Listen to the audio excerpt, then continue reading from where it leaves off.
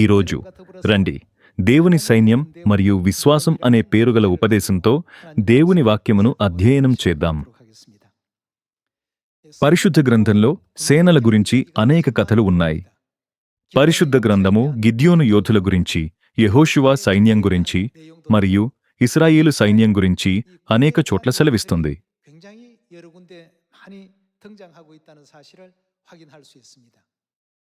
మనం రక్షణ నిమిత్తము పరిశుద్ధ గ్రంథము జ్ఞానమును ఇచ్చునని దేవుడు మనకు బోధించారు. కాబట్టి సైన్యాల గురించి చాలా కథలు ఎందుకు ఉన్నాయి? ఇది చాలా ఆసక్తికరమైన ప్రశ్న. సైన్యము అనునది జీవన్మరణముతో వ్యవహరించే సమూహము కాదా? సైన్యం అనగా ఒక ప్రత్యేక గుంపు.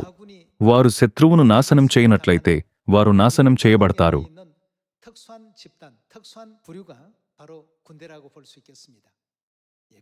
ఈరోజు రండి దేవుని సైన్యం మరియు విశ్వాసం అనే పేరుగల ఉపదేశంతో పరిశుద్ధ గ్రంథంలో దేవుని చిత్తాన్ని అధ్యయనం చేద్దాం. రండి 2వ తిమోతి 2వ అధ్యాయం వద్దకు వెళ్దాం. రండి 2వ తిమోతి 2వ అధ్యాయం 3వ వచనాన్ని చూద్దాం. క్రీస్తు యేసు యొక్క మంచి సైనికుని వలె నాతో కూడా శ్రమను అనుభవించుము. మనం ఎవరు? క్రీస్తు యేసు యొక్క మంచి సైనికుని.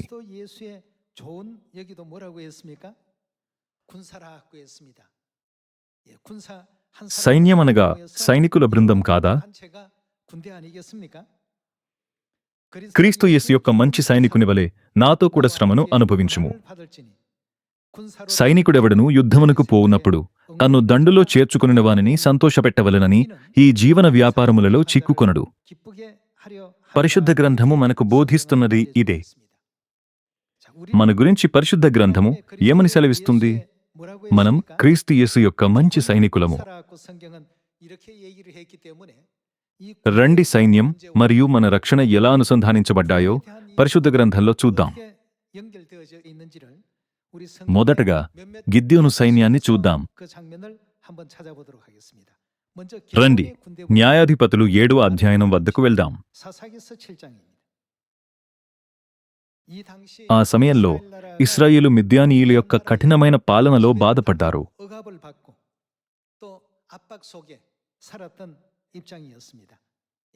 ఇశ్రాయేలీలను అణిచివేత నుండి విడిపించడానికి మరియు వారి దేశాన్ని పునరుద్ధరించడానికి దేవుడు గిద్యోనును ఉపయోగించారు.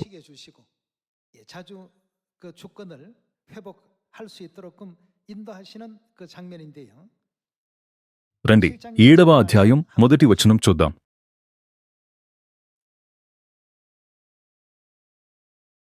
మొదటి వచనంలో ఇలా వ్రాయబడెను. అప్పుడు యెరుబ్బయలు అనగా గిద్యోనును అతనితోనున్న జనులందరూ వేకువను లేచి హరోదు బావి యొద్ద దిగగా లోయలోని మోరెకొండకు ఉత్తరముగా మిద్యానీయుల దండుపాళెము వారికి కనబడెను. యెహోవా, నీతోనున్న జనులు ఎక్కువ మంది, నేను వారి చేతికి మిద్యానీయులను అప్పగింపతగదు. ఇశ్రాయేలీయులు నా బాహుబలము నాకు రక్షణ కలుగచేసికొనెననుకొని నా మీద అతిశయించుదురేమో.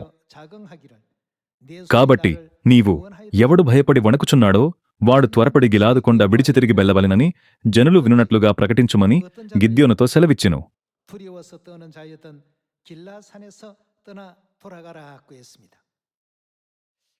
మరో మాటలో చెప్పాలంటే ఎవరైతే భయంతో వణికిపోయారో, దేవుడు ఇశ్రాయేలీయులకు విజయ గౌరవాన్ని అనుగ్రహించారని నమ్మలేదు,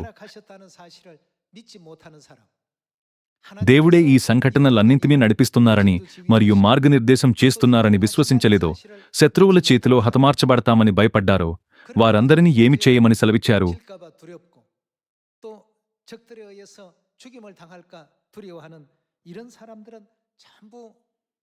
గిలాదు కొండ విడిచి తిరిగి వెళ్ళవలెను.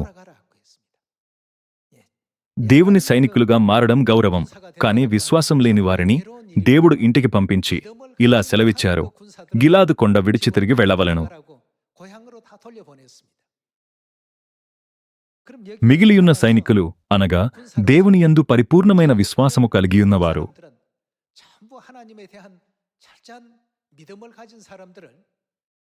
ప్రతి యుగంలో గిద్యోను, యెహోషువ మరియు మోషే వలె తన ఆత్మీక సైన్యమునకును భౌతిక సైన్యమునకును అట్టి సైనికులనే దేవుడు కోరెను.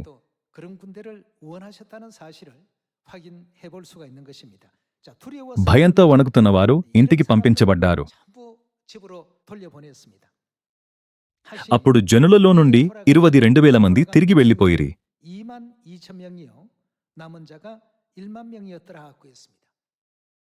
32,000 మంది సైనికుల్లో 22,000 మంది భయంతో వణికిపోయారు. మరి ఒక మాటలలో వారికి దేవుని యందు విశ్వాసము లేదు. వారు ఇంటికి పంపించబడ్డారు.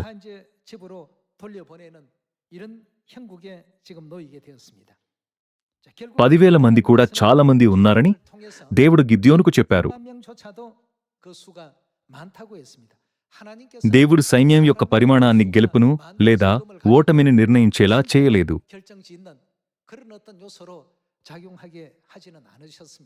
ఆ సమస్య సైన్యం యొక్క పరిమాణము కాదని, కాని వారు దేవుని యందు ఎంత విశ్వాసము కలిగియున్నారనే విషయాన్ని ఆయన మనకు చూపించారు. సమస్తము వారి విశ్వాసము నుండి వచ్చెను. రండి 4వ వచనము చూద్దాం.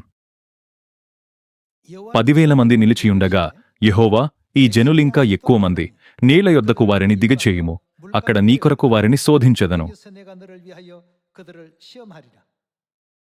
ఇతడు నీతో కూడా పోవలెనని నేను ఎవనిగూర్చి చెప్పుదునో వాడు నీతో పోవలెను. ఇతడు నీతో పోకూడదని ఎవనిగూర్చి నీతో చెప్పుదునో వాడు పోకూడదని గిద్యోనుతో సెలవిచ్చెను. అతడు నీళ్ల యొద్దకు ఆ జనమును దిగజేసినప్పుడు యెహోవా కుక్క గతుకునట్లు తన నాలుకతో నీళ్లను గతికిన ప్రతివానిని, త్రాగుటకు మోకాళ్ళూని కృంగిన ప్రతివానిని వేరువేరుగా ఉంచుమని గిద్యోనుతో సెలవిచ్చెను.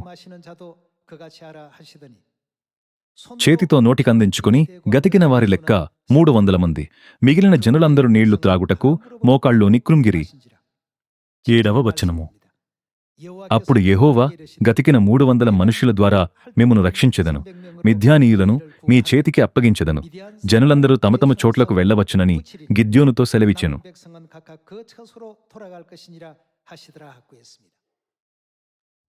32,000 మంది సైనికుల్లో 22,000 మంది భయంతో వణికిపోయారు. 10,000 మంది మాత్రమే మిగిలారు. వారు, మేము భయపడము, మేము అంతం వరకు దేవుని చిత్తాన్ని అనుసరిస్తాము అని అన్నారు. 10,000 మందిలో కొందరు ఇప్పుడు ధైర్యంగా ఉన్నప్పటికీ తరువాత భయంతో మోకరిల్లడం దేవుడు చూశారు. కాబట్టి ఆయన వారిని వేరు చేశారు.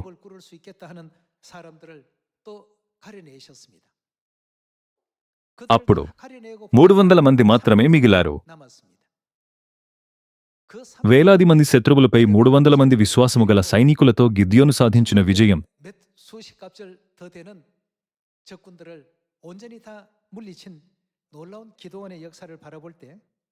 దేవుడు తన సైన్యం కొరకు పరిపూర్ణమైన విశ్వాసం ఉన్నవారిని ఎన్నుకున్నారని సూచిస్తుంది.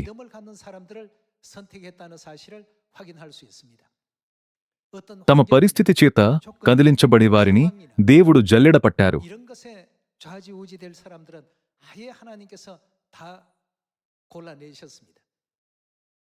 ఈ సువార్త యుగంలో 2వ తిమోతి 2వ ప్రకారం మనం క్రీస్తు యొక్క మంచి సైనికులుగా పిలువబడ్డాము. గిద్యోను సైన్యం వలె దేవుడు వాడుకొనదగిన సైనికులుగా ఉండాలంటే విశ్వాసం ఆవశ్యకం.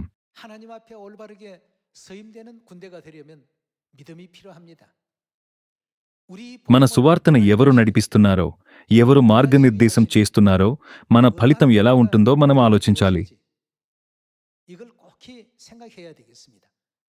భయపడేవారు మనం విఫలమైతే ఏమవుతుంది, వైఫల్యము సమస్యలను తెచ్చినట్లయితే ఏమవుతుంది అని ఆలోచిస్తారు. అందుకనే వారు భయపడుతున్నారు. దేవుడు ముందే సమస్తము సిద్ధపరిచారు. మనం కేవలం వెళ్ళవలెను. ఆయన మనలను సమరియ మరియు భూదిగంతముల వరకు వెళ్లి సమస్త జనులను శిష్యులనుగా చేయుడని చెప్పారు. మనం చేయవలసినదంతా ఆయన మనకు చెప్పారు. కాని కొందరు, ఇది నిజంగా పనిచేయగలదా, నేను సరిపోను, నేను కలిగియున్న దానితో అది అసాధ్యము అని ఆలోచిస్తూ సందేహించారు. దేవుని గురించి ఆలోచించుటకు బదులుగా వారు తమ స్వంత పరిస్థితిపై మాత్రమే దృష్టి పెడతారు. వారి పరిస్థితిపై దృష్టి పెట్టడం ద్వారా వారు తెలియకుండానే దేవుడు 32,000 మంది నుండి తొలగించిన 22,000 మందిలో చేరారు. ఆపై 10,000 మంది నుండి ఎన్నుకోబడమి 9,700 మందిలో కూడా చేరారు.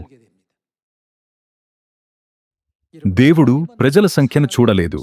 వారి నైపుణ్యాల కోసం వారిని ఎన్నుకోలేదు.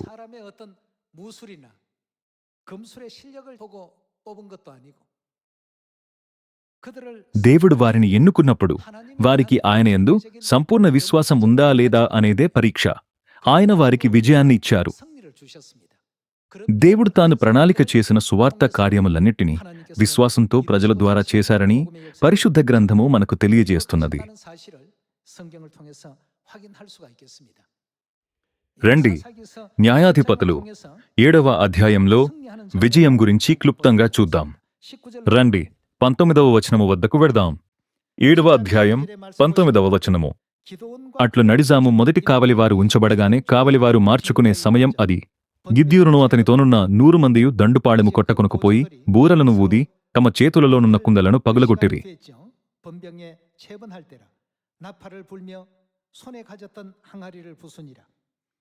అట్లు ఆ 3 గుంపుల వారు బూరలను ఊదుచు ఆ కుండలను పగులగొట్టి ఎడమ చేతులలో దెవిటీలను కుడి చేతులలో ఊదుటకు బూరలను పట్టుకుని యెహోవా ఖడ్గము, గిద్యోను ఖడ్గము అని కేకలు వేసిరి. వారిలో ప్రతివాడునూ తన చోటున దండు చుట్టూ నిలిచియుండగా ఆ దండువారందరూ పరుగెత్తుచు కేకలు వేయుచు పారిపోయిరి. ఆ 300 మంది బూరలను ఊదినప్పుడు యెహోవా దండంతటిలోనూ ప్రతివాని ఖడ్గమును వాని పొరుగువాని మీదికి త్రిప్పెను.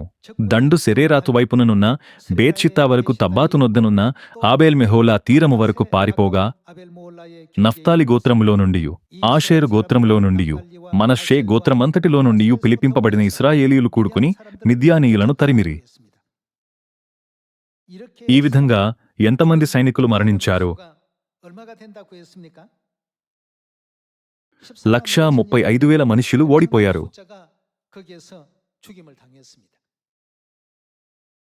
కేవలం 300 మంది కేకలు వేసినప్పటికీ ఈ అద్భుతమైన విషయం జరిగిను.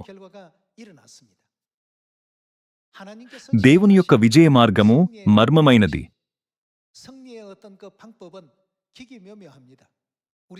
మనం దానిని ఊహించలేము. మనము మన శత్రువులపై మనమెలా దాడి చేయగలము అని ఆలోచించవచ్చు. మేము బాణాలతో మరియు కత్తులతో ఎంతమందిని చంపగలము? విజయం మన వద్దకు ఎప్పుడు వచ్చును? 300 మంది మనుష్యులు 135,000 మందిని కొట్టడం ఊహించలేని విషయం. ఏమైనా గిద్యోను సైన్యం గెలిచేలా దేవుడు సమస్తమును సులభంగా నడిపించారు.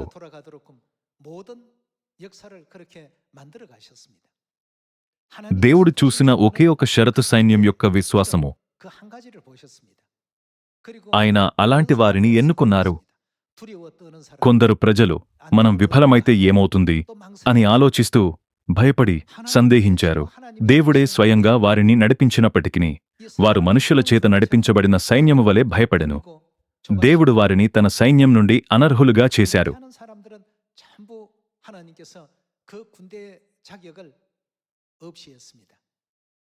దేవుని కార్యము అద్భుతంగా ఉండెను. 135,000 మందిని సులభంగా నాశనం చేయుటకు ఆయన యోగ్యత గల 300 మందిని ఉపయోగించారు.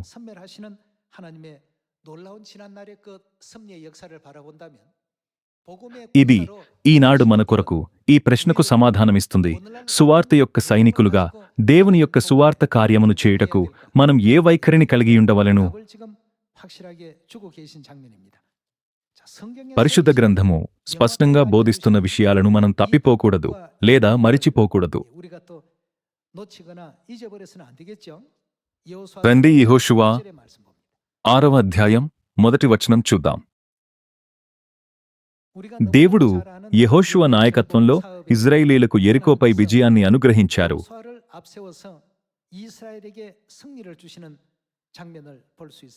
6వ అధ్యాయం 1వ వచనము. ఆ కాలమున ఇశ్రాయేలీయుల భయము చేత ఎవడనూ వెలుపలికి పోకుండను లోపలికి రాకుండను యెరికో పట్టణ ద్వారము గట్టిగా మూసివేయబడెను. అప్పుడు యెహోవా యెహోషువతో ఇట్లనెను, చూడుము, నేను యెరికోను దాని రాజును పరాక్రమము గల శూరులను నీ చేతికి అప్పగించుచున్నాను. మీరందరూ యుద్ధ సన్నద్ధులై పట్టణమును ఆవరించి యొకమారు దాని చుట్టూ తిరగవలెను. అలాగు 6 దినములు చేయుచు రావలెను. 7 యాజకులు పొట్టేలు కొమ్ము బూరలను పట్టుకుని ముందుగా నడవవలెను. 7వ దినమున మీరు 7 మారులు పట్టణము చుట్టూ తిరుగుచుండగా ఆ యాజకులు బూరలనూదవలెను. మానక ఆ కొమ్ములతో వారు ధ్వని చేయుచుండగా మీరు బూరల ధ్వని వినినప్పుడు జనులందరూ ఆర్భాటముగా కేకలు వేయవలెను. అప్పుడు ఆ పట్టణ ప్రాకారము కూలును గనక జనులు తమ ఎదుటికి చక్కగా ఎక్కుదురు అనెను.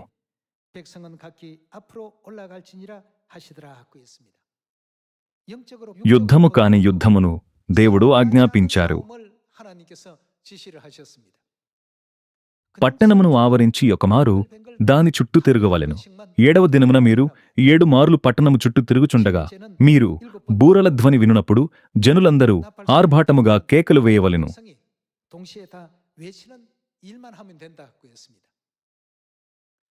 ఒక సైన్యం కూడా అవసరం లేదు. యుద్ధము ఉండదని అనిపించెను. ఇది దేవుడు వారికిచ్చిన వ్యూహము.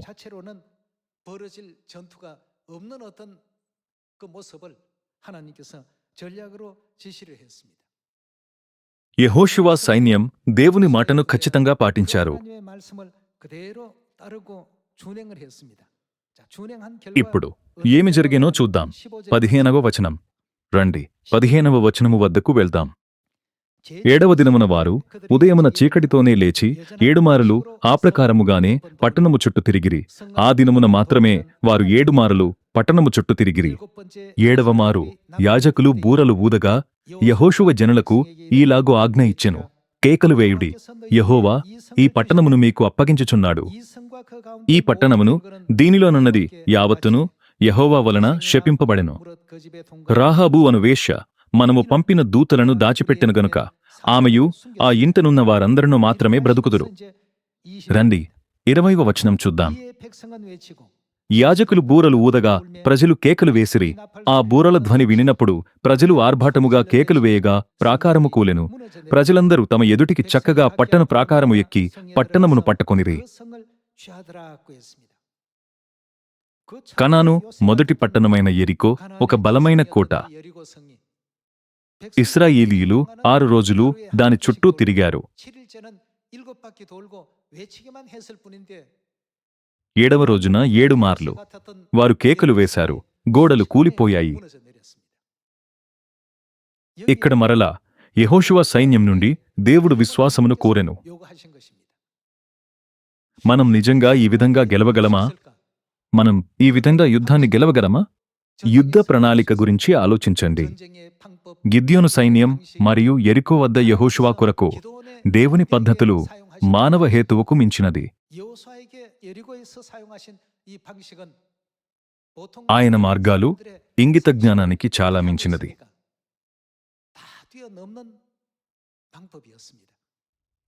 దేవుడు ఎల్లప్పుడూ ఇశ్రాయేలు సైన్యాన్ని మానవ గ్రహింపుకు మించిన మార్గాల్లో నడిపించారని మనం చూడాలి.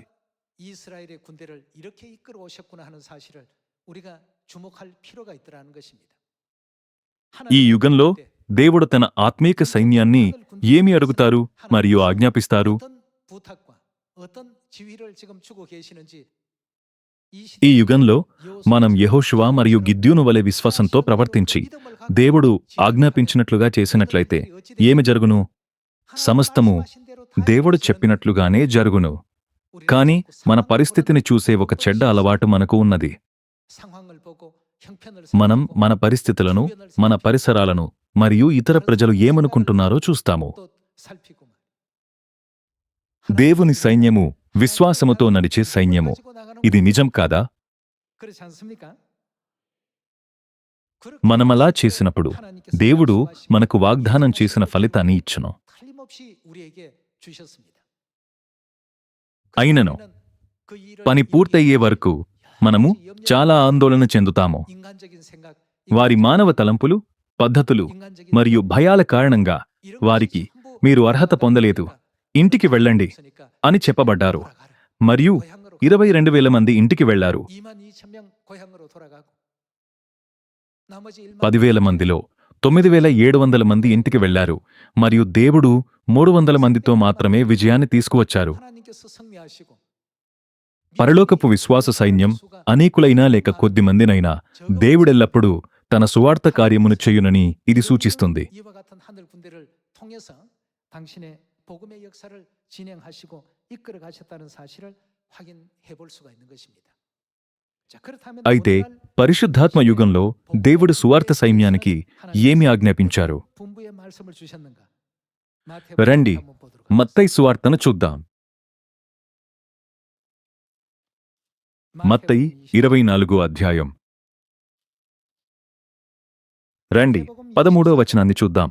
13절의 말씀 보시면 그러나 అంతము వరకు సహించిన వాడెవడో వాడే రక్షింపబడును. మరియు ఈ రాజ్య సువార్త సకల జనములకు సాక్ష్యార్థమై లోకమందంతకను ప్రకటింపబడును. అటు తరువాత అంతము వచ్చును. 어찌 된다고요? ఈ ముగింపు గురించి యేసు తన సువార్త సైన్యానికి బోధించారు. 이런 결말에 대한 것을 దేవుడు ఇలా అన్నాడు, ఈ రాజ్య సువార్త లోకమందంతటను ప్రకటింపబడును మరియు సువార్త పని ముగిసిపోతుంది. 전파된다. 그리고 రండి, 28వ అధ్యాయం వద్దకు వెళ్దాం. మత్తయి 28వ అధ్యాయం 18వ వచనము. అయితే యేసు వారి యొద్దకు వచ్చి, పరలోకమందును భూమి మీదను నాకు సర్వాధికారము ఇయ్యబడి ఉన్నది. కాబట్టి మీరు వెళ్ళి సమస్త జనులను శిష్యులనుగా చేయుడి. తండ్రి యొక్కయు కుమారుని యొక్కయు పరిశుద్ధాత్మ యొక్కయు నామములోనికి వారికి బాప్తిస్మమిచ్చుచు నేను మీకు ఏ ఏ సంగతులను ఆజ్ఞాపించితినో వాటినన్నిటినీ గైకొనవలెనని వారికి బోధించుడి. ఇదిగో, నేను యుగ సమాప్తి వరకు సదాకాలము మీతో కూడా ఉన్నానని వారితో చెప్పెను. పరలోక సువార్త సైన్యం యొక్క కమాండర్ అయిన యేసు ఈ సువార్త సమరియాలో మరియు భూదిగంతముల వరకు ఖచ్చితంగా ప్రకటించబడుతుందని చెప్పి మనకు ఈ పద్ధతిని బోధించారు. సమస్త జనులను శిష్యులనుగా చెయ్యుడి. దేవుడు యెహోషువాతో యెరికో చుట్టూ 6 దినములు ఒకసారి 7వ దినమున 7 మార్లు తిరగమని చెప్పినట్లుగా ఇప్పుడు మనకొక పద్ధతిని అనుగ్రహించారు. 우리에게도 지금 방법을 알려주셨습니다. సమస్త దేశాలకు మనమేమి చేయవలెను? కాబట్టి మీరు వెళ్ళి సమస్త జనులను శిష్యులనుగా చేయుడి. తండ్రి యొక్కయు కుమారుని యొక్కయు పరిశుద్ధాత్మ యొక్కయు నామములోనికి వారికి బాప్తిస్మమిచ్చుచు నేను మీకు ఏ ఏ సంగతులను ఆజ్ఞాపించితినో వాటినన్నిటినీ గైకొనవలనని వారికి బోధించుడి. మత్తయి 24లో వలె ఇది జరిగినప్పుడు రాజ్య సువార్త పూర్తి అవుతుంది. యెహోషువ సైన్యమైన, గిద్యోను సైన్యమైన వారు ఖచ్చితంగా దేవుడు చెప్పినట్లు చేశారు. అప్పుడు ఏమి జరిగెను? ఆయన వాక్యము ప్రకారంగా వారు ఫలితాలను పొందుకున్నారు. అయితే ఈనాడు దేవుని యొక్క సువార్త సైన్యం సంగతేమిటి? దేవుడు తన వాక్యమును నెరవేరుస్తారని మనం నమ్మి ముందుకు సాగకూడదా? దేవుడు ఈ రాజ్య సువార్త లోకమందంతటను ప్రకటింపబడును అని సెలవిచ్చారు. మరియు ఆ కార్యము పూర్తయ్యే వరకు ఆయన మన కొరకు ఏమి చేయును? యెషయా 41వ అధ్యాయంలో ఆయన నేను నీకు సహాయం చేసేదను అని చెప్పలేదా? మనం దేవుని రాజ్యం యొక్క సువార్త సైనికులము.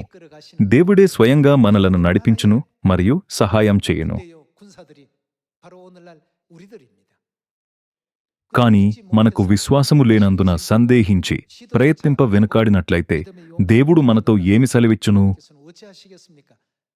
ఇంటికి వెళ్ళు, మీ స్వగ్రామానికి తిరిగి వెళ్ళు. యెహోషువ గిద్యోను సేనల వలె దేవునిచే అప్పగించబడిన సువార్త సైన్యము తప్పక విశ్వాసము కలిగి ఉండవలెను. మనం దేవుని వాక్యమును విని వాగ్దానం చేయబడినట్లుగా ఆయన కార్యము జరుగునని నమ్మవలెను. ఇది మనం తప్పక నెరవేర్చవలసిన దేవుని సంఘం యొక్క సువార్త. మనం గిద్యోను యోధుల వలె యెహోషువ సైన్యం వలె కూడా ఉండవలెను. వారు దేవుని అద్భుతం వల్ల మాత్రమే గెలిచారు అని ఆలోచించుటకు బదులుగా దేవుడు దానిని ఎలా నెరవేర్చారు? దేవుని పాత్ర మరియు సైనికుల పాత్ర ఏమిటి అని ప్రశ్నించవలెను.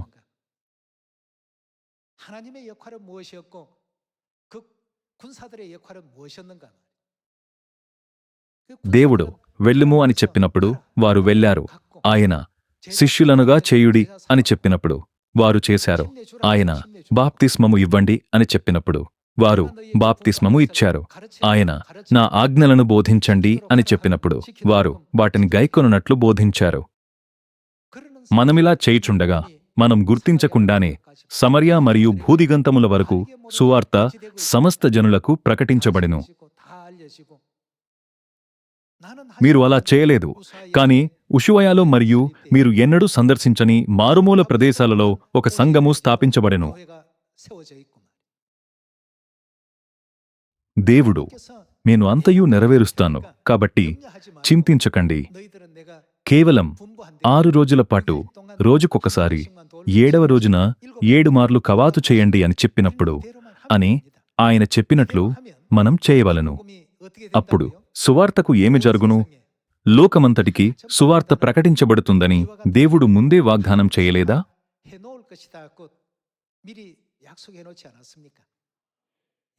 తండ్రి మరియు తల్లి మనకు బోధించిన జీవితపు సువార్తను మనం ప్రతి ఒక్కరికి ప్రకటించవలెను.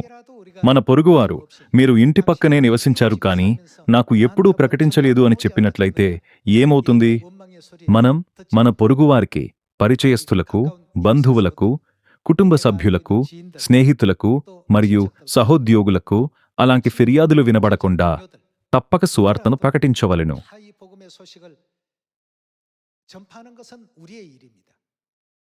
కొందరు వింటారు మరియు కొందరు నిరాకరిస్తారు.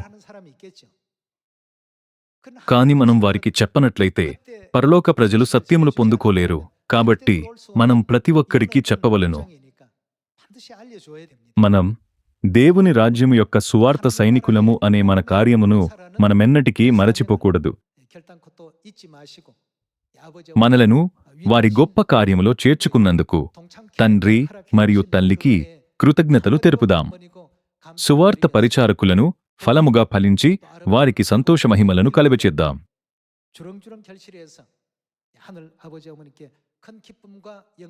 ఈ కార్యము కొరకు దేవుడు ఇతర అర్హతలను పరిగణించరు. దేవుని యొక్క సైన్యము కొరకు అత్యంత ముఖ్యమైన అర్హత అనగా విశ్వాసమని పరిశుద్ధ గ్రంథము సెలవిస్తుంది. దేవుడు చెప్పినట్లుగా సమస్తము నెరవేరబడుతుందనే విశ్వాసంతో రండి. సువార్త మార్గంలో ముందుకు సాగుదాం. నేను ఉపదేశాన్ని ముగించాలనుకుంటున్నాను. చాలా ధన్యవాదములు.